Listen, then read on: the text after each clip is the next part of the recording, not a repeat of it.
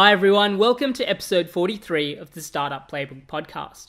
My name is Rohit Bhargava, and each week I interview successful founders, investors, and subject matter experts on how they got started, the strategies they use to succeed, and their advice to current and future entrepreneurs. Before we get into this episode, I just wanted to give you a quick reminder about Startup Playbook TV, a new project where I bring in early stage startups to talk through some of the common challenges and questions that founders have at that stage. In the latest episode, I sat down with Chris and Yuan, the co-founders of Studio Ninja, a software solution for photographers to run and grow their business. In the episode, we talk about how to get PR exposure, developing partnerships, and deciding when and how to expand. You can find all of the episodes by searching for Startup Playbook TV in YouTube or following the link in the show notes for this episode at startupplaybook.co. So back to episode 43 of the podcast. My guest for this episode is Jon Baer. Jon has had a varied career to date. He was the founder of 2 successful startups before becoming a venture capitalist. He now describes himself as a recovering VC and mentors and works with founders from across 30 countries in helping them navigate the challenges of building a startup and raising investment. He has also co-authored a new book, Decoding Silicon Valley, which is a guide for founders looking to set up, raise funds, or build connections within Silicon Valley. In the interview, we talk about how to negotiate with investors, finding the right valuation, how to get the right mentors and advisors, and the misconceptions of Silicon Valley. Without further ado, here is my interview with Jon Baer. Hi Jon, welcome to the Startup Playbook Podcast, and thanks so much for taking the time to be here today. I'm delighted to be here, thank you. So for those people that may not be as familiar with you or your background story, can you share a little bit of your background and what got you here today? Okay, happy to do so. So I'm a recovering venture capitalist, and what does that mean? It means I used to invest, I don't anymore. I left the venture business. I actually became the founder and CEO of 2 venture-backed companies, both of which had liquidity events. After that happened, I actually started working with startups all around the world. And today I've worked, or continue to work in more than 30 countries, helping entrepreneurs, helping them through master classes, helping them by providing tough love, helping them get their pitches right, helping them when they're looking to come to the U.S. to understand how to get customer traction or raise venture capital. So I bring the experience of having been both on the venture side as well as investment side, as well as having been on the startup side, and that perspective becomes very helpful for entrepreneurs who I'm interfacing to. Absolutely. One of the things that you sort of mentioned is that you used to invest and you don't anymore. A lot of sort of startup founders that I meet, they aspire to get to a stage where they're either angel investing or a part of a VC. Can you share a little bit about why you sort of decided not to continue on down So that path? when I dropped out of the venture business, it was at a time when the venture business was getting a little crazy. Valuations were sky high, and people were asking for more money than they realistically needed. And so after I dropped out, I actually was doing some angel investing. But what I discovered was that it took more time to really provide the kind of help and follow through with companies. And if I wasn't doing it full time, it really wasn't something that I was interested in doing, because I wasn't simply interested in writing checks. My value, if you will, was less so on the money and more so on the help and advice and counsel I could give the companies. And unless you're doing that on a relatively full-time basis, you're really not providing the kind of assistance that the entrepreneur needs. Now, with that said, there are a couple of companies that I do serve as a member of the board of advisors, which means when the companies need help, the CEO will give me a call and we'll talk. But that's a very different kind of involvement than being an active board member on with those companies. Sure. So you mentioned earlier that, again, you've been on both sides of the table, being an investor and being a sort of startup founder who's gone on to raise capital as well. What are some of the things that you've learned from being on both sides of the table? So very often people will say, well, those investors are greedy, they want too much of my company. They'll say, gee, why didn't they invest in my company? And having been on the investment side, understanding the need for fit. The company has to be something that fits with what I've told my limited partners what I'll invest in, that understanding that if it's a space that I really don't understand or can't get excited about, or I don't think that my style of working matches with the entrepreneur, then I'm going to pass on that opportunity. And so, and understanding that as an investor, I have a responsibility to my limited partners in terms of a return on investment. But understanding that balance and recognizing that it's not a right or wrong, or he or she is good or versus bad, but understanding that each side is trying to accomplish things, understanding that as a investor, I've learned that I really am never as close to the customer and what the customer needs and the market needs are as the entrepreneur. That as an investor, I really don't know everything that's going on in a company, and that's both good and bad. And so I think it's that perspective and that understanding that helps me when I'm working with entrepreneurs to give them perspective and understanding. And that's so critical because it's like a marriage, right? When you take investment from an investor, it's a marriage. You have to make it work. It's not always easy, and so good communication and clear understanding of each side becomes important. Absolutely. On that, sort of bringing on an investor is like marrying someone. One of my other recent podcast guests, Nick Crocker, who's a venture partner at a local VC fund, one of the questions that I asked him, a similar background to you, he's currently at a VC fund, but previously he had his own startups. One of the obviously there's a lot of focus on what it is that VCs look for in startups. I was wondering from your perspective, what are some of the things that a startup founder should look for in the investors that they're talking to and deciding to bring on? So I think there are many different kinds of investors. So I think the question is, what kind of investor are you looking for? There are investors who lead around financing. They're going to sit on your board of directors. They're going to be involved and active with the company. And they need to be people you know and trust and like, and that you can talk in shorthand to. And frankly, you're never going to confide in everything in your investor, nor do I recommend that. But you have to have a level of communication and a level of trust that makes for a good working relationship, because you can't divorce your investor.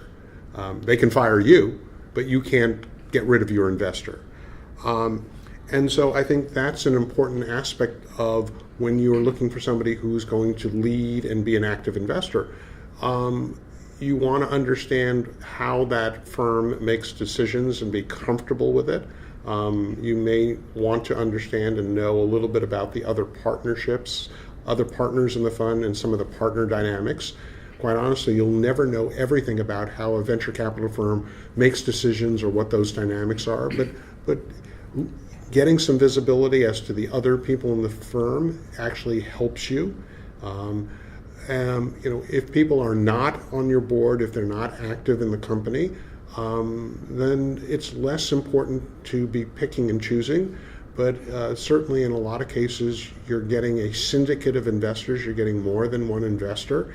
And so understanding who they are, understanding what their hot buttons are in terms of the company and communication, and when things go right and when things go wrong, again, just like with a spouse, you need to know what happens when you leave dirty dishes on the counter, or the toilet seat up, or the toilet seat down, as the case may be. And because you want to make sure it's a good working relationship. So kind of diving a little bit deeper into that, one of the things that when I meet a lot of early stage startup founders who are looking to raise funds in the near future, one of their first questions is, how do I get a valuation of my company, and how much of my company should I be willing to give away to the investors? I know it's different for every business, but is there kind of baselines that okay. So the answer is, it all depends. Yeah. And very often people will say to me, well, what's the right number? Or, here's what I should be asking for. And I think it's important to understand what similar companies, similar industries, similar economic stage of development have gotten on prior rounds of valuation. And that's where hiring a good attorney who has done other corporate financings, has an experience doing that, is invaluable. And certainly in Silicon Valley, we point entrepreneurs to, the half a dozen firms who tend to do a lot of those kinds of deals, because not only do they provide expertise, but they have the information on, valuation, terms and conditions, all of those sort of important things. So I'd encourage certainly Australian entrepreneurs to be doing that same kind of work. How much you give up for the company is ultimately, it's not the company's decision. The investors are going to make that decision, and the company needs to say, I'm going to take that or I'm not. And there are ways to negotiate. One of the things I do when I work with companies who are looking in the U.S. to raise capital is help give them advice on to how you go about negotiation, because there's an art and science to that negotiation. But the rule of thumb, for whatever it's worth, is you'll give up somewhere between 20 and 50% of the company at each round of financing. And again, it just depends on how much money you're raising, who you're raising the money from, what stage of development the company is at. And some of it also has to do with just practical reality. If the investors own too much of the company, and therefore the company, the management team owns too little, and certainly too early in the game, then they're not going to have sufficient motivation to stick around. And even though I've seen this happen in a number of companies, not typically in Silicon Valley, but in other parts of the world, that works against everybody ultimately.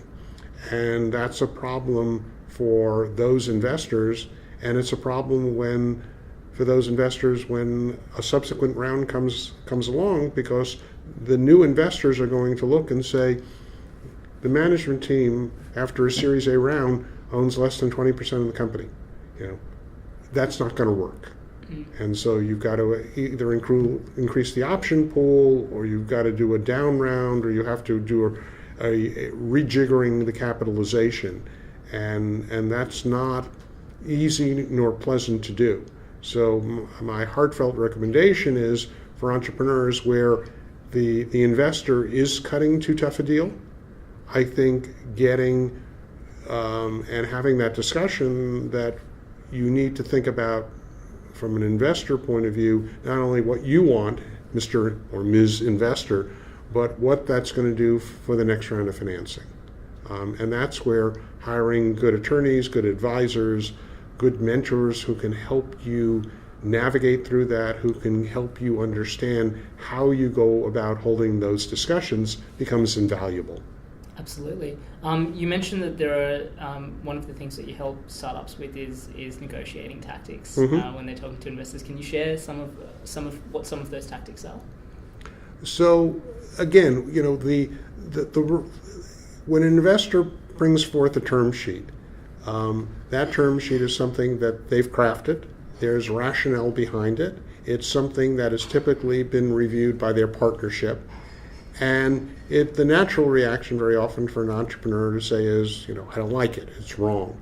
Or, you're asking X, I want Y. Or you're asking 2X, I only want to give you X.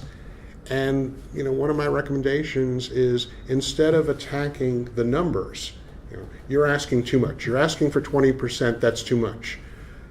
To go back and say, so tell me how you came up with this valuation. Help walk me through the rationale as to how you've structured this and how this term sheet, you're thinking about it and it works for you. And then when you understand the rationale, you can start picking at the rationale, because the investor may say, well, we've done this because we're concerned about the management team. We're concerned about that you're not going to hit your revenue target. We're concerned about the fact that the product really isn't as complete as we think. Sometimes those issues, those concerns are valid, and sometimes they're not. And so you can start talking about, well, actually, since we talked to you and we had our last discussion, let me tell you the progress we've made on customer traction or on product development. So I think we're actually further along than you thought we were. And then suddenly it's not a you want 20, I only give you 10. We're going at the underlying basis. And that kind of strategy becomes very effective. Now, you, depending on who's making the deal, you may or may not get as much change as you want. But it's not like going to a flea market and somebody says $10 and you say $5, and because that doesn't work. And how you negotiate is really, if you think of it, it's really part of how an investor is going to look at you. And if you are thoughtful and diligent and sometimes clever, but respectful, that's going to do you well, not only in the negotiation, but in further dealings with that investor. So, people often say, well, all I need to do is get an investor to say yes and give me a term sheet. That whole process of negotiation, that's another opportunity for you to show the investor what you're made of. And how you deal in that negotiation can be a make or break. And I've had investors, not myself, but other investors, who have gone into the negotiation of a term sheet, and they've said, you know what, I'm just going to withdraw the term sheet. We're not comfortable with how you're approaching things. So it's okay to negotiate, but negotiate from the position of fact and assumptions and basis. It'll make you more effective in that process. Absolutely. One of the other things that you sort of touched on is, you're a member of the advisory board for several startups, and we met at the York Butter Factory event where you were kind of speaking about mentors and advisors in general for startups. It was one of the questions that I was asked by a startup on Startup Playbook TV as well, is, how do I find the right advisors for my business or advisory board members, and do I need to offer them any sort of equity or anything in exchange for them to be part of that? Just wanted to get your kind of thoughts and experience. Okay, so finding the right people is never easy, and I encourage people to build their networks, to go out and talk to lots of people, to identify the people who have the expertise, identify people who are interested in what you're doing. And that requires making sure that you've developed a compelling pitch. And by pitch I don't mean a 20 PowerPoint deck. I mean being able to say in a couple of minutes what you do and have somebody say, "Wow, that's really great. That's really interesting. I want to learn more about what you're doing." So finding people, is a little bit of an art. It's about networking. It's about meeting people at events, being very clear what you're looking for. I'm looking for somebody who's got expertise in this sector, who comes from this kind of background. Do you know anybody? And if you ask that question often enough, if people believe you, trust in you, if you're credible, you'll get those introductions. And then it's a question not of selling that person, but bringing that enthusiasm that you have to your business to the person you want as a mentor, and seeing if you can bring them aboard. It's a recruitment process. So we're fortunate in Silicon Valley. There are a lot of people who have a lot of expertise. People have built both broad and deep networks. And certainly some of the incubators and accelerators have a group of people who've agreed to mentor. Finding the right mentor still is a little bit more of an art than a science. To your question on, should you compensate them? Yeah. If you want people to be, it's one thing to get people interested, it's another thing to get people committed. So it's not atypical to give a mentor, somebody who's going to, I'm going to call them an advisor, somebody who's taking a longer term commitment to the company, and longer term I mean in years. And so the advisory roles that I serve with companies, typically, I'm getting 1/4 to 0.5% of the company. It's in the form of an option. Usually it's early on in the company, so very often I'm getting founder stock because I'm buying those shares. That vests over a 4-year period of time or 3-year period of time. So those are the longer term involvement. Now, somebody who's going to, spend 2 one-hour sessions with you as a mentor, you're not typically going to give equity to. Should you compensate them? If it's appropriate, yes. I mean, some of that is a discussion and a negotiation. But you have really 3 categories of people. You have coaches, and those are people who are working and helping you on a very specific task. So they may coach you on how to give a better product demo or how to pitch or something like that. And those people in my world are typically compensated. It's a very defined role for a defined period of time, defined deliverable. At the other extreme are the people who are advisors to the company. And typically there's a much longer term involvement, measure in years, typically are going to give them some sort of equity. In the middle are mentors. And sometimes people who mentor are associated with incubators and accelerators, and they may or may not be compensated by you as a startup or by the actual incubator or accelerator. So those people sort of fall in the middle. But I think it's always appropriate as an entrepreneur to have that discussion. I appreciate your taking the time as a mentor. Do you normally get compensated for that, or how does that work? But be respectful of the people, because if you take advantage of people, that reputation will follow you. Absolutely. One of the common themes that has come out from a lot of the podcast guests that I've had on is the importance of storytelling, and you touched on that with pitching. Mm-hmm. So whether that's to try and get investors, or to get customers, or to even try and get new staff or co-founders for your business. Do you have any sort of particular advice on what the components of a good storyteller or a pitch is? So, again, the answer is it depends.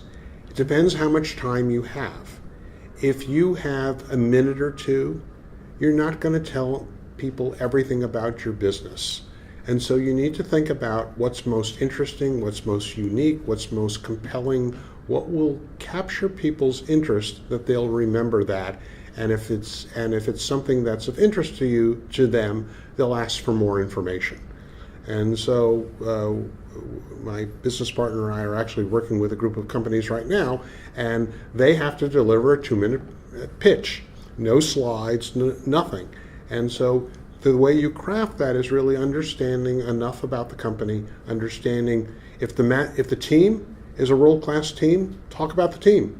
If the company's got tremendous revenue traction with great name customers, talk about that.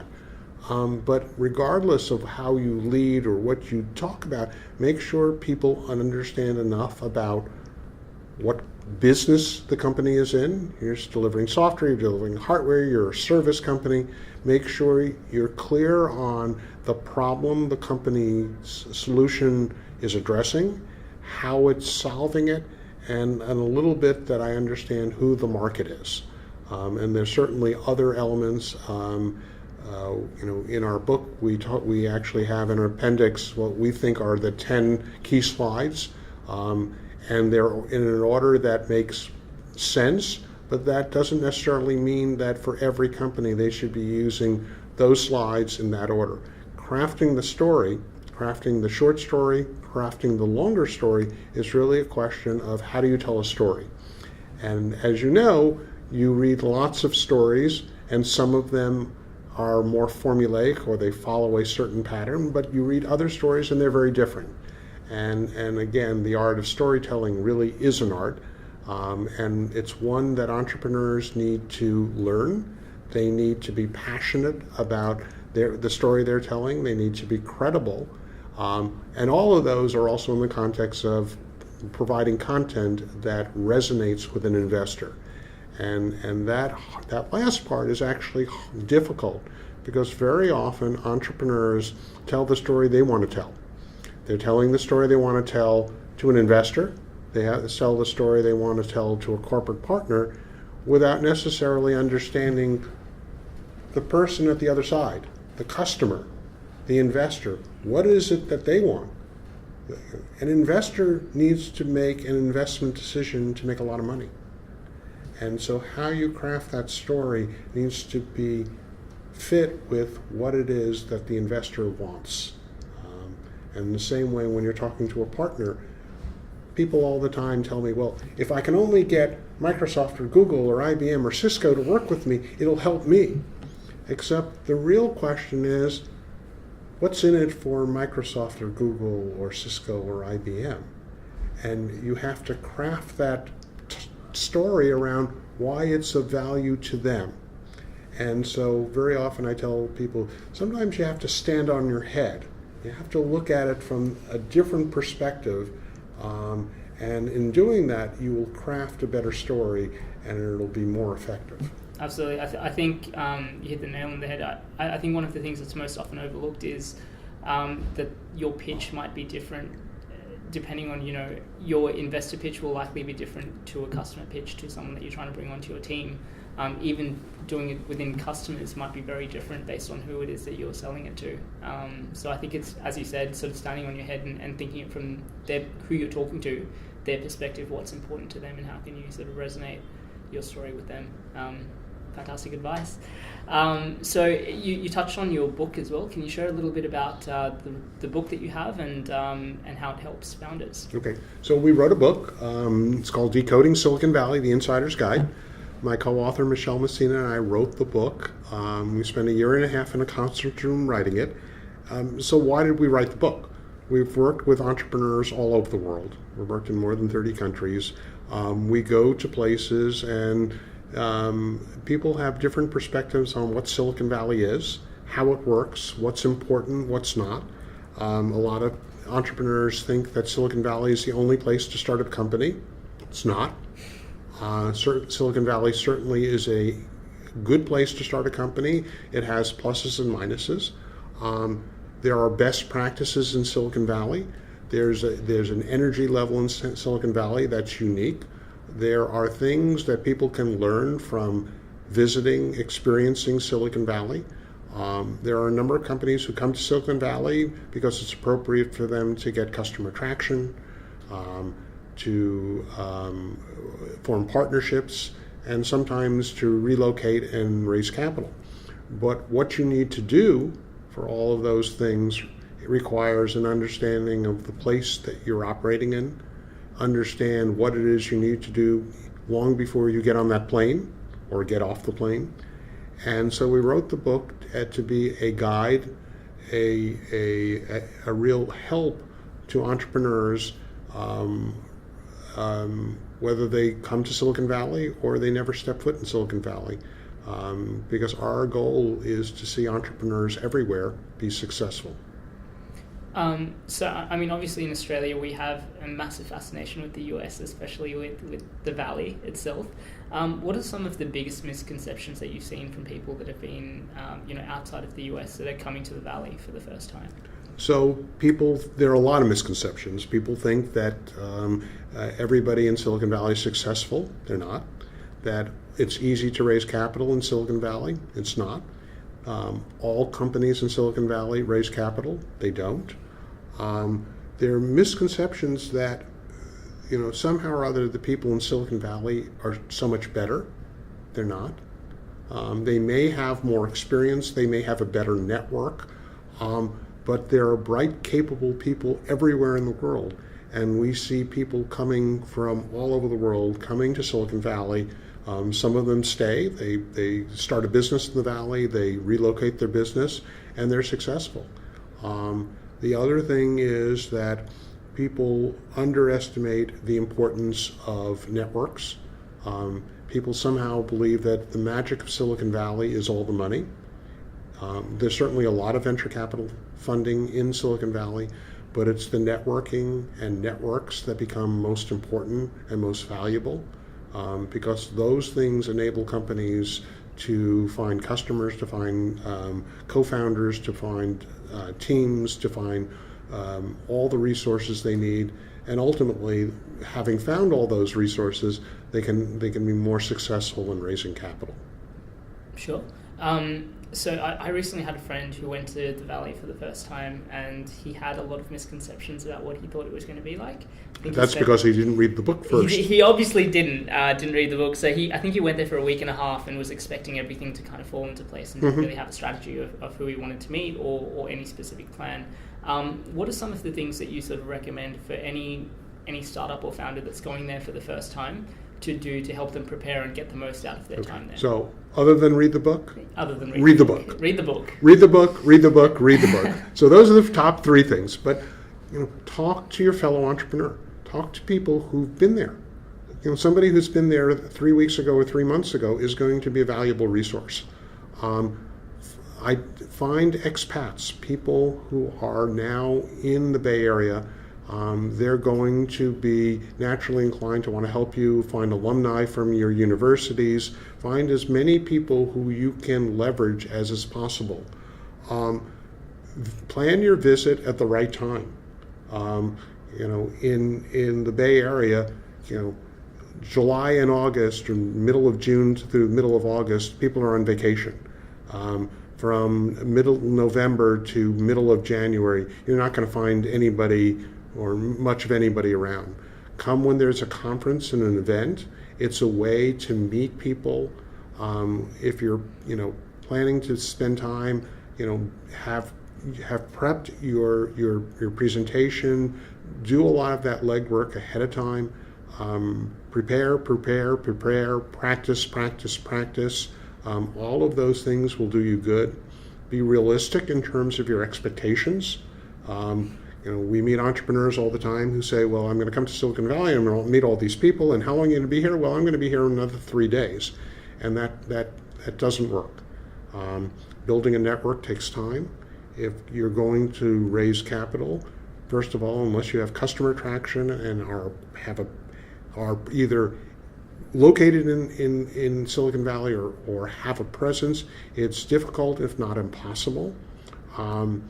And so setting realistic expectations, spending time really getting a flavor for what's going on is a really important thing. And certainly making as many connections as you can while you're in Silicon Valley and following up on those is really important. So James Cattermole, who was one of the earlier guests on my podcast, he's taken a couple of businesses to the US from Australia, and he mentioned that Australia, for us being in Australia, we see America as a bigger version of us. Mm-hmm. Culturally, the same language, all of those things, but there are a lot of differences between Australia and the US. And you've obviously worked with a lot of different Australian companies who have looked to set up or develop traction over there. Again, do you have any sort of bits of advice or any sort of markers that you think that startups should focus on if they're looking to expand into the US market? Okay, so the US is not a larger version of Australia. Australia, and I joke with Australians, you have 2.5 cities. We could argue what the half city is or are. In the United States, you have 25 or 30 major metropolitan markets. So how you build a business in a large market is vastly different than in a relatively small market. There's also, you have to understand that because we are 10 or 11 times larger, the complexity of business is not that we're 10 or 11 times larger. The business complexity is 2 to the 11th power. So businesses, the depth and breadth of corporations and the management and how they're organized is vastly different. So very often people will say, well, I want to meet the CEO or I want to meet the VP. And often in these large corporations, that's exactly the wrong person. That person is not in a role who they are an evaluator and decision maker, at least initially. And so understanding that how business decisions are made and how you sell in Australia or any other market, I mean, Australia is certainly a good-sized market, but how you sell in markets where the size of the market, the complexity of the organizations you're selling to is different, is something that takes some practice and understanding and recognizing that there is that difference. Sure. So for anyone that's going to the US at going to the Valley. Obviously, I don't know if you know that there have been a couple of sort of landing pads that have been set up to help greater sort of connect what's happening in Victoria or in Australia with the US. Are there any sort of key nodes or places or people that Australian founders should connect up to if they're first? So Australians have a tremendous advantage. I was doing a talk earlier today, and somebody said, well, what role does the U.S. government help startup companies? And the answer is not at all. All right. And the Australians have a key advantage. You have a number of organizations at the Victoria government, at the other state government level, as well as the federal level, that help tremendously a startup who's looking at the U.S. market. Austrade has a landing pad operation. The Victoria government has a number of capabilities and resources that they make available in San Francisco to the startup companies, and I would absolutely encourage all Australian companies to take advantage of those. The people in those offices really are helping to get Australian entrepreneurs connected. They're on your side. And they know everybody? No, but they know lots of people, and they can provide advice and guidance, help point the entrepreneur in direction of the resources that they can be looking at. And there's certainly a whole variety of people and resources to help Australian companies. But that's really a good starting point. Sure. And obviously, you've spent a lot of time in a lot of different startup ecosystems around the world, and you've spent a fair bit of time in Australia as well. I was wondering what your read is of the Australian startup ecosystem overall from a global perspective, and what are some of the things that we can do to help improve what you've seen here? So, the last time I was here, which was probably 4+ years ago, there was a level of activity. That level of activity has gone up tenfold, 100-fold in the last 4 years, and that's very exciting. I see lots of new facilities and new faces and a lot of enthusiasm for entrepreneurship, and you can't have entrepreneurship unless you have entrepreneurs. And this seems to be that a great level and increase in that level of activity. That's tremendous. I had the privilege of visiting with a number of the universities and seeing some of the groundbreaking research that's being done, certainly in the biotech and medical and other spaces, medical devices spaces. So that's very exciting. There are more and more incubators, both in Victoria and throughout the state and throughout the country. That's exciting. I think the challenge still remains that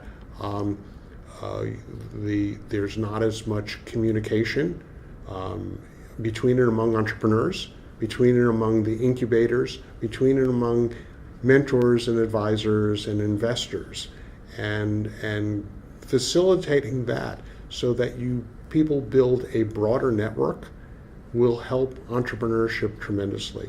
And it's something that every entrepreneur needs to be doing. They need to be helping and encouraging and opening their network to their fellow entrepreneur. And I'm hoping over time that the institutions, both the private accelerators, the government accelerators, the university accelerators, that everybody is finding ways to open up their network and create a greater community of entrepreneurs and resources for the entrepreneurs, because that's really will strengthen immeasurably the Australian entrepreneurial ecosystem.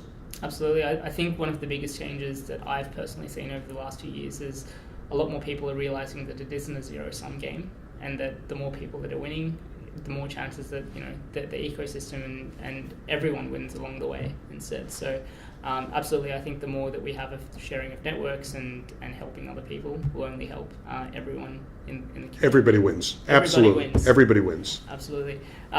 So in terms of so specifically with the Valley, as you mentioned, there are a lot of great things that are happening to better connect, especially initiatives from the Australian government and the state government. But I'm just wondering if there are any other opportunities or any other ways that you think that Victoria specifically or Australia in general can better connect to the Valley. So I think being thoughtful as to what businesses are global businesses. Sometimes people come over with businesses that really don't have that global potential. So I think entrepreneurs need to be asked the question, if I'm going to spend time in Silicon Valley, what's my objective? Does this business really fit?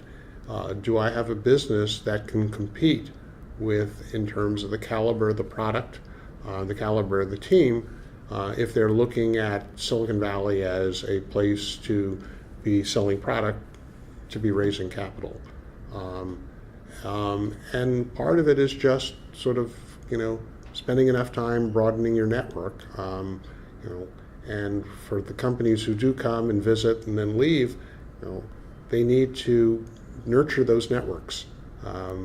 It's great to spend 2 weeks, but if you spend 2 weeks and nobody ever hears from you, networks and connections are relationships, and relationships take time. They need care and feeding. Absolutely. Just going back to the global focus, one of the things that really stuck out to me about your talk at the York Butter Factory was it's not just about the person, you're not just competing with the person sitting next to you, but the chances are that there are other people working on similar products around the world and that you're competing on a global scale. Again, can you kind of elaborate a little bit more for the listeners on what sort of competition on a global scale means for them? Let me answer the question sort of in a slightly different way, which is when you live and work in Silicon Valley, as I do, we see entrepreneurs from everywhere showing up in Silicon Valley. And it's not one or two, it's tens and hundreds every day. And there are, you name the country, people are showing up. And that's neither good or bad. I mean, we love to host entrepreneurs. I think it's a great learning experience. It's a great sharing experience. But when you do that, you see how many people are often developing the same or similar products. You see people who in so many countries are looking at the US market or looking at global markets. And so instead of people looking and saying, well, you have the best product, but you're in this particular geography, there's now really a need to look more globally. And customers are starting to look globally. And I think that's a key difference. It used to be that when you sold particularly corporate customers, but even if on a B2C sale, a B2C kind of customer, it would be whoever sold you. And today, certainly consumers are looking for the applications, they're looking for products on a global basis. And corporations, too, are looking for best in class on a global basis. They're not waiting for the salesperson to call on them. They're actively looking. So, the competition in so many ways has gotten global, and it cuts both ways. If you've got the best product, regardless of where you're based, you have a better chance of making that sale.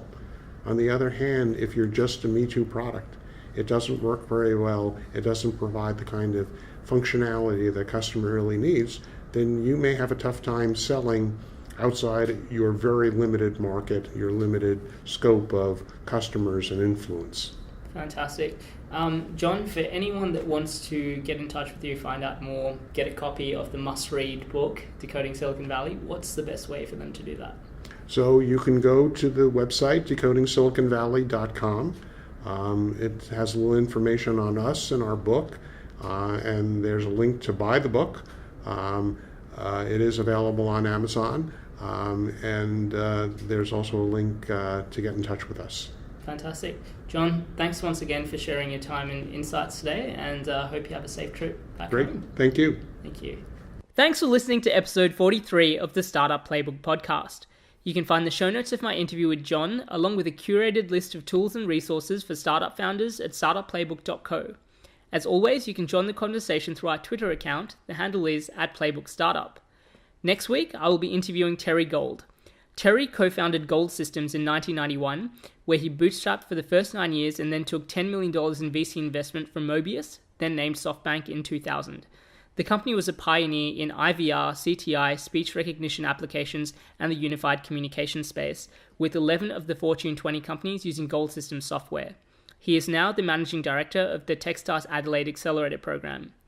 In the interview, we talk about bootstrapping versus investment, the pros and cons of accelerator programs, and the key ingredients of successful startups. Don't forget to subscribe to stay up to date with our latest episodes. Thank you for listening, and I'll see you at episode 44 next week.